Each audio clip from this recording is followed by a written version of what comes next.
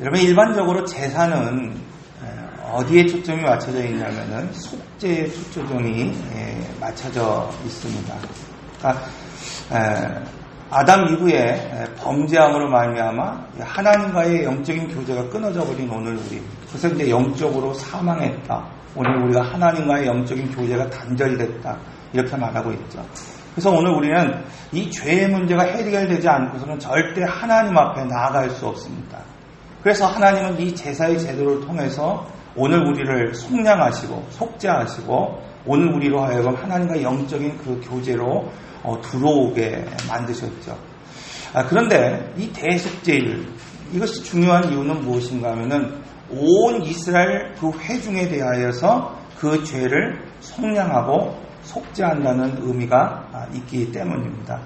그래서 이 날을 그냥 속죄일이라고 부르는 것이 아니라 대속죄일이다, 이렇게 오늘 우리는 부르고, 대제사장이 그날만큼은 그것을 집례하고 지성소로 들어가 속량을 받는 것을 오늘 우리는 볼 수 있습니다.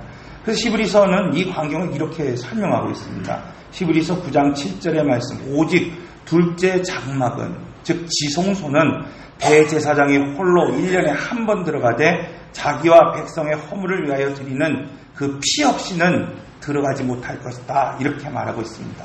대제사장, 여러분, 둘째 장막, 즉 지성소에 들어갈 때 피 없이는 절대 들어갈 수 없는 곳, 그리고 레위기 16장 31절의 말씀을 보면은 그날은 안식일 중에 안식일이다, 이렇게 중요한 날이 바로 대속죄일입니다. 여러분, 인생의 마지막 때, 오늘 우리가 후반기를 살아갈 때 하나님 앞에 오늘 우리가 서 있는 그때 가장 중요한 것, 여러분, 그것이 무엇일까? 오늘 우리가 인생의 마지막 순간에 하나님의 보좌 앞에 서 있을 때 여러분, 그때 가장 중요한 것은 바로 죄사함을 받았느냐 아니냐, 이것이 중요한 겁니다. 오늘 우리가 이곳에서 무엇을 먹고 무엇을 누리고 어떻게 살았느냐로 오늘 우리가 평가받는 것이 아니라 정말 중요한 것은 너희가 죄사함을 받았느냐. 그래서 대속죄일, 여러분, 모든 노동을 멈추고 제사에 온전히 집중하는 날이라, 이렇게 말하고 있습니다. 우리가 지난주에 그런 말씀을 드렸죠. 인생의 하프타임을 지날 때, 오늘 우리가 어쨌든 인생의 중반을 우리가 지나고 있고 또 지나기 위해서 오늘 우리가 달려가고 있고 또 오늘 우리가 그런 삶을 살고 있다고 한다면 오늘 우리는 삶을 뒤돌아보고 삶을 반성할 수 있어야 된다, 이렇게 말하고 있어요. 왜냐하면 이 대속죄일이라고 하는 키프르라고 하는 이 단어, 즉 죄사함을 받는 날이기 때문입니다. 그런데 이날에 여러분, 오늘 우리 스스로를 괴롭게 하라, 이렇게 말씀드렸습니다. 그것은 자기를 부인하는 삶을 살아갈 수 있어야 된다는 겁니다. 그래서 오늘 우리가 인생의 중년을 살아가고 있고 후반기를 달려가고 있다고 한다면은 적어도 오늘 우리 스스로를 괴롭게 하고 자기를 부인할 수 있는 삶을 오늘 우리는 살아갈 수 있어야 됩니다. 왜냐하면 오늘 우리가 그렇게 살아가지 않으면 다가오는 지금 이 반년을, 또 다가오는 그런 인생을 오늘 우리가 새롭게 시작할 수 없기 때문입니다. 그래서 레위기 16장은 대속죄일, 대제사장이 지켜야 할 원칙과 기준에 대해서 오늘 우리에게 말씀하고 있습니다. 근데 오늘 본문 1절의 말씀을 보면 이 대속죄일 규례를 시작하면서 지금 아론의 두 아들이 죽은 사건으로 시작하고 있습니다. 여러분, 그렇게 중요한 대속죄일에 대한 이야기를 오늘 우리에게 시작하면서 인생의 후반기를 어떻게 시작할 것인가에 대한 아주 중요한 메시지를 오늘 우리에게 주면서 지금 아론의 두 아들이 죽은 후라고 설명하고 있습니다. 그래서 오늘 본문을 통해서 하나님이 오늘 우리에게 말씀하시는 바, 첫째로 대제사장은 삶의 원칙과 기준이 분명해야 한다는 겁니다. 아론의 두 아들 나답과 아비후, 그들은 제사장이었습니다. 거룩해 구별된 사람이었다고 말씀하고 있습니다. 그런데 오늘 본문을 보면 그렇게 구별시켰고 또 구별된 사람이었음에도 불구하고 전혀 구별된 삶을 살지 못했던 것을 오늘 우리에게 말씀하고 있습니다. 사랑하는 성도 여러분, 오늘 우리도 예수 그리스도의 보혈의 피로 거룩함을 입은 사람들이고 구별된 삶이라고 말씀하고 있습니다. 그런데 오늘 우리 인생도 때로는 나답과 아비후처럼 원칙과 구념이 무너진 삶을 살아갈 때가 너무나도 많이 있습니다.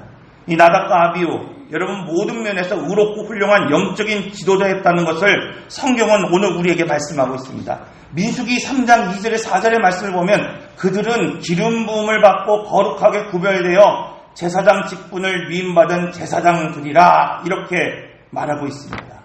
사랑하는 성도 여러분, 그들은 평범한 레인이 아니었고 대제사장 아론의 다음 이 대제상직을 이어받을 만한 아들들이었고 모세의 조카였다고 말씀하고 있습니다. 지금 이 본문에 소개되고 있는 나답과 아비후, 이스라엘의 70장로 중에 한 명이었습니다. 70장로 중에 이름이 기록되지 않았지만 이 단 두 사람의 이름만은 기록될 만큼 하나님이 구별되게 사용하셨던 사람이었어요. 모세가 시내산에 올라가서 하나님과의 깊은 교제가 있고 하나님이 주시는 두 계명을 받은 그때에 멀리서나마 바라볼 수 있었던 사람들이 바로 이 사람들이었다고 말씀하고 있습니다.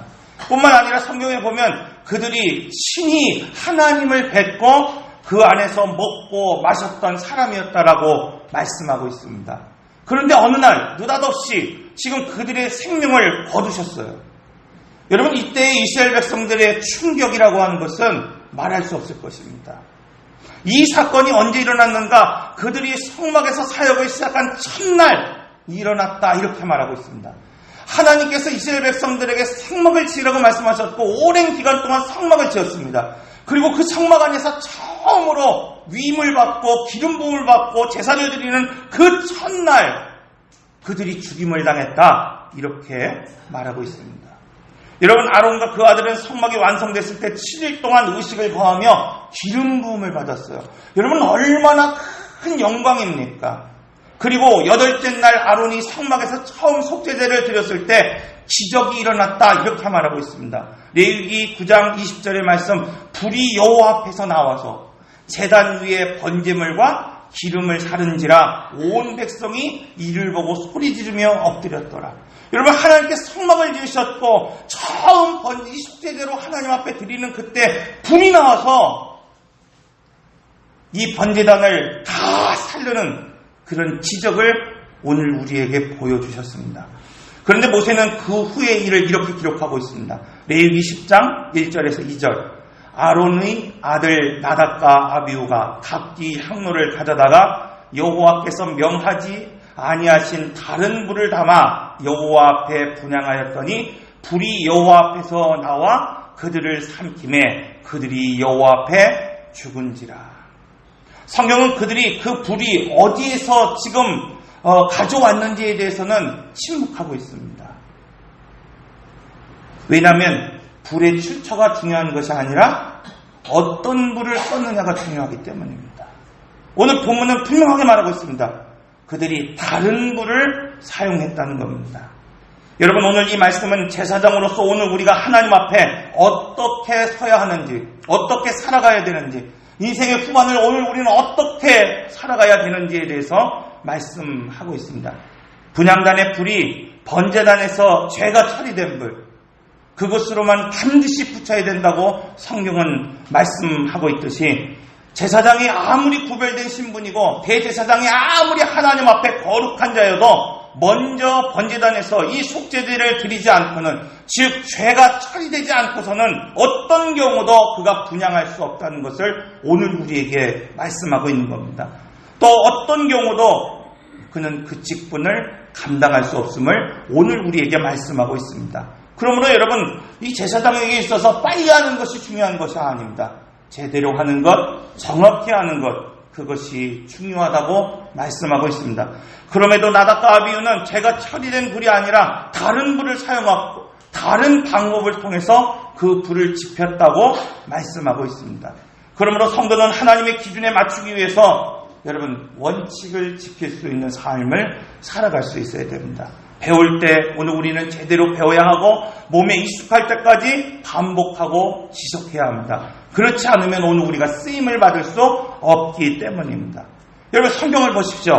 합당한 자격을 얻기 위해서, 또 말씀의 원칙을 지키기 위해서 하나님은 그 사랑하는 아들 독생자를 십자가에 못 박혀 죽이시기까지 그 원칙을 지키셨다고 오늘 우리에게 말씀하고 있습니다. 그 아들 예수 그리스도께서도 다른 방법을 사용하지 않으셨다고 오늘 우리에게 말씀하고 있어요. 마태복음 26장 51절에서 54절의 말씀을 보면 예수와 함께 있던 자 중에 하나가 손을 펴 칼을 빼어 대제사장의 종을 쳐 그 길을 떨어뜨리니 이 예수님께서 이르시되 내 칼을 도로 칼집에 꽂으라. 칼을 가진 자는 다 칼로 망하느니라. 너는 내가 내 아버지께 구하여 지금 12군단 더 되는 천사를 보내시게 할 수 없는 줄을 아느냐. 만일 그렇게 하면 이러한 일이 있으리라 한 성경이 어떻게 이루어지겠느냐 하시더라. 그러므로 대제사장의 아들이든지 여러분 오늘 우리가 하나님의 아들이어도 하나님이 정하신 그 원칙을 오늘 우리가 벗어난다고 한다면 결코 성경에서 말씀하고 있는 그 약속의 말씀을 이룰 수 없고 또 그 언약을 이룰 수도 없다고 말씀하고 있습니다. 나팔절과 함께 인생의 후반기를 시작하는 성도 여러분, 인생의 후반기를 오늘 우리가 성공적인 사역으로 또 성공적인 그런 삶으로 성공적인 그 열매를 오늘 우리가 맺기 위해서 다른 방법이 없다고 말씀하고 있습니다. 왕 같은 제사장으로 하나님은 오늘 우리를 세우실 때에 오늘 우리는 우리 삶의 그 신앙의 원칙을 그 질서를 따라 살아갈 수 있어야 한다고 말하고 있습니다. 그렇다고 한다면 오늘 우리가 하나님 앞에 나올 때 제사장이 되어 신앙생활을 할 때 여러분 오늘 우리가 준비해야 할 것이 무엇인가? 오늘 본문의 두 번째 말씀은 대제사장은 대속죄를 지키기 위해서 자신을 위해 드릴 제물이 있다 이렇게 말하고 있습니다. 레위기 16장 3절 아론이 성소에 들어오려면 수 송아지를 속죄 제물로 삼고 수 양을 번제물로 삼으라. 여러분 오늘 본문에서 대제사장이라고 하더라도 지금 지성소로 들어가는 그 직무를 감당할 때 반드시 먼저 해야 할 것이 있다고 말씀하고 있어요. 그것은 뭐냐면 그가 먼저 번제물로 하나님 앞에 나와야 하고 속죄제로 하나님 앞에 서야 한다 이렇게 말씀하고 있습니다. 우리는 지난 시간 얘기를 통해서 번제가 무엇인지에 대해서 말씀을 나눴습니다. 번제는 다른 것이 아니에요. 오늘 우리의 전체를 하나님 앞에 올려드릴 수 있는 것, 이것이 번제다 이렇게 말하고 있습니다. 내가 소를 잡듯이 큰 물질로 헌신을 하든지 내가 새와 같이 적은 것으로 하나님 앞에 헌신하든지 여러분 소가 중요하고 비둘기가 중요한 것이 아니라 우리가 어떤 것을 드리든지 간에 하나님이 기쁘시게 받을 수 있도록 오늘 우리가 드릴 수 있어야 된다 이렇게 말하고 있습니다. 예를 들어서 그런 말씀을 드렸죠. 소, 묵질의 양과 상관없이 전심으로 수고하고 온몸으로 헌신하는 사람들, 그것이 바로 소의 믿음을 가진 사람들이다 그런 말씀을 드렸어요. 양의 믿음이 어떤 믿음입니까? 양은 여러분 오늘 우리가 조용히 순종하고 대항하지 않고 용납하는 사람들, 그것이 양의 믿음이다 그런 말씀을 드렸어요. 비둘기의 믿음은 제사장의 도움을 받아서라도 헌신할 수 있는 사람이라는 거예요.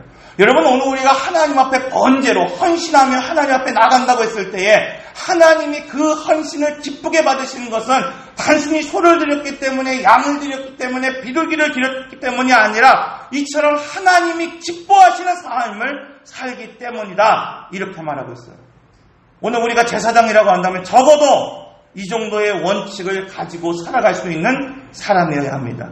내가 드리는 헌신과 수고가 크고 적든 나의 상황 속에서 나의 인생의 어떤 모습 속에서 정말 하나님이 기뻐하시는 사람이 되라고 오늘 우리에게 말씀하고 있는 겁니다. 두 번째로 속죄제.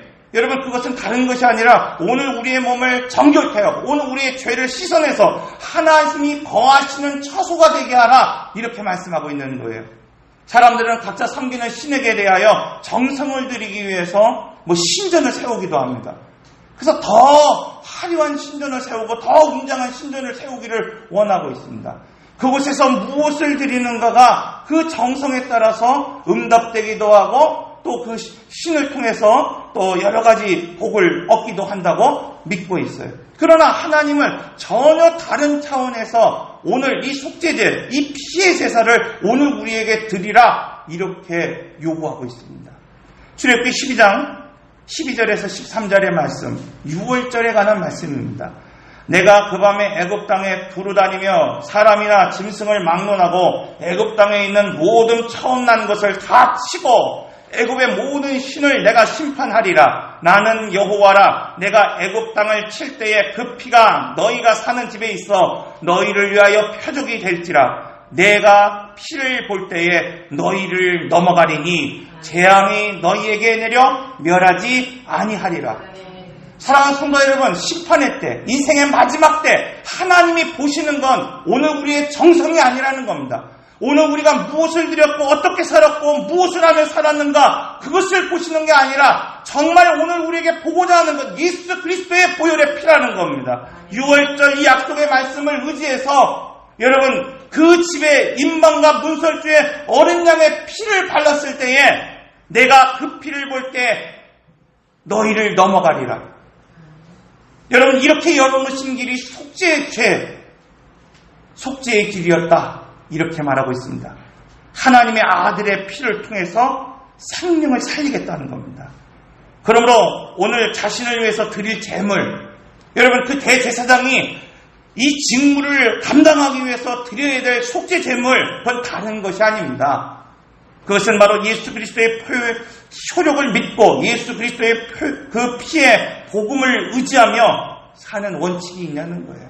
여러분, 오늘 우리 동일합니다. 하나님께서 오늘 우리를 왕같은 제사장으로 삼으셨어요. 그리고 오늘 우리로 하여금 하나님을 대행할 수 있는 대행자로 그 직무를 감당하게 오늘 우리에게 하셨습니다. 그러나 오늘 우리가 그 직무를 감당할 때 오늘 우리는 번제를 드려야 되고, 두 번째, 오늘 우리가 그 직무를 감당하며 하나님 앞에 서기 위해서 속죄제를 하나님 앞에 올려드려야 됩니다. 그런데 이때의 제물은 여러분, 오늘 우리가 그냥 단지 소와 양과 비둘기와 같은 어떤 물질이 아니라 예수 그리스도의 보혈의 효력을 오늘 우리가 믿고 이 예배에 참여하고 있느냐는 거예요. 여러분, 이것이 중요해요. 오늘 우리가 하나님 앞에 예배 드릴 때에 여러분, 예수 그리스도의 보혈의 능력이 나를 살리고 그 피가 나를 구원하신다고 하는 믿음을 가지고 임방과 문설주에 오늘 우리가 피를 바르듯이 예수 그리스도의 피를 바르며 이곳에서 예배를 드리고 있는가? 여러분의 인생을 시작할 때에 그 인생의 후반기를 정말 예수 그리스도의 보혈의 피를 오늘 우리가 바르며 시작하는 그런 삶의 원칙, 여러분, 적어도 제사장이라고 한다면 다른 것 의지하지 않고 예수 그리스도의 보혈의 피를 의지하며 살아갈 수 있어야 된다, 이렇게 오늘 우리에게 말씀하고 있는 겁니다. 세 번째로, 자신을 위해 드릴 제물과 복장이 있다고 말씀하고 있어요. 레위기 16장 4절의 말씀을 보면 거룩한 세마포 속옷을 입으며 세마포 속바지를 몸에 입고 세마포 띠를 띠며 세마포 간을 쓸지니 이것들은 거룩한 옷이라 물로 그의 몸을 씻고 입을 것이며. 여러분, 그날에 입는 대제사장, 그 옷은 평소에 입는 옷과는 전혀 다른 옷입니다. 평소에는 보석이 달린 그러한 옷을 입고 화려하게 그 옷을 입고 직무를 합니다. 그러나 속죄일에 입는 그 옷은 세마포를 입어야 된다, 이렇게 말하고 있어요. 여기서 세마포가 바로 예수 그리스도의 보혈을 상징합니다.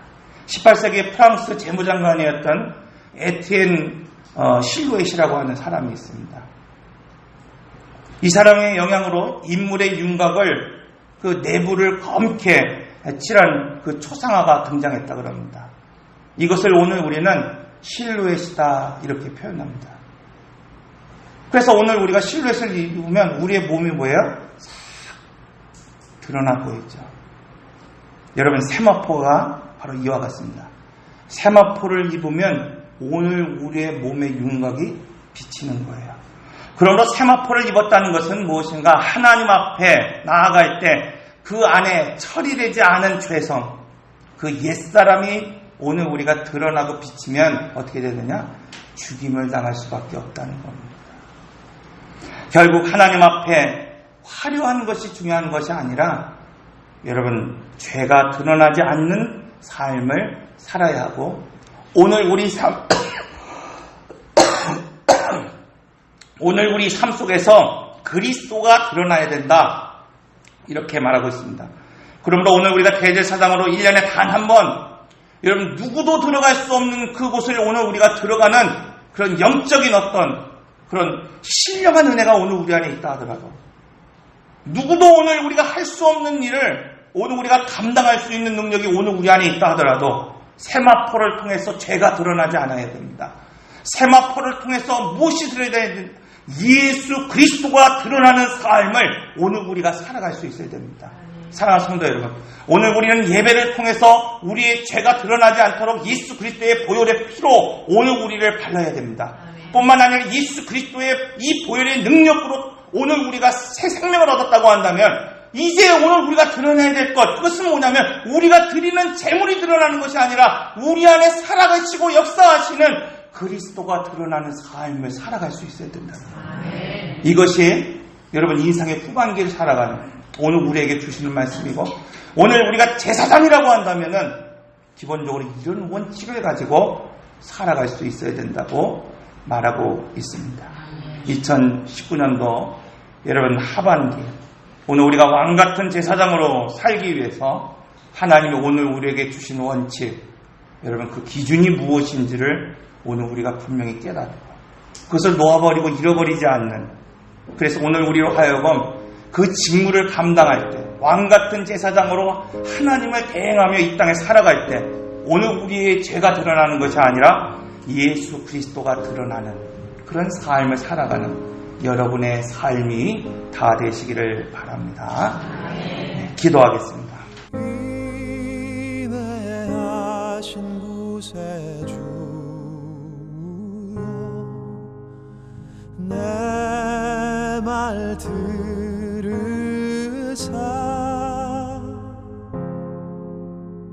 죄인 오라 하실 때에